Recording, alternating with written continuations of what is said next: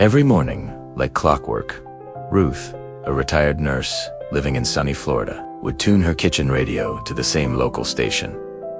It was part of her routine, a familiar comfort. But on this particular Tuesday, the comfort was shattered by a single voice that cut through the airwaves. The morning host was interviewing a man who was searching for his birth mother. "My name is Calvin," the man said, his voice steady but filled with a quiet yearning. "I was born in Tampa, back in 1985. I'm not looking for anything complicated. I just want to find her and thank the woman who saved my life." Ruth's hand trembled, and the ceramic mug she was holding slipped, crashing onto the tile floor. It wasn't just what he said, it was his voice. The distinct way he paused mid-sentence, the specific cadence, it was a perfect echo, an auditory ghost of her late husband. A shiver ran down her spine. How could this be? Calvin continued his story, explaining that he had been left at a fire station as a newborn. He was wrapped in a blue blanket by a young, scared mother who felt she couldn't give him the life he deserved. She had left a note, simply saying she wanted him to be safe. As the details spilled from the radio, a forgotten memory surfaced in Ruth's mind, sharp and clear. "I know that story, ...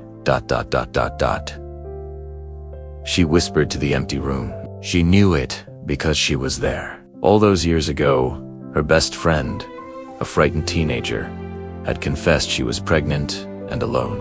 Ruth was the one who held her hand, who listened to her fears, and who ultimately suggested the fire station as a safe haven. She was the one who drove her there, who watched her say a tearful goodbye to the baby she couldn't keep. With shaking hands, Ruth found the number for the radio station. She had to call. She had to tell them what she knew. The producers were stunned, but they quickly arranged a meeting. A week later, Ruth found herself sitting in a quiet cafe, across from Calvin.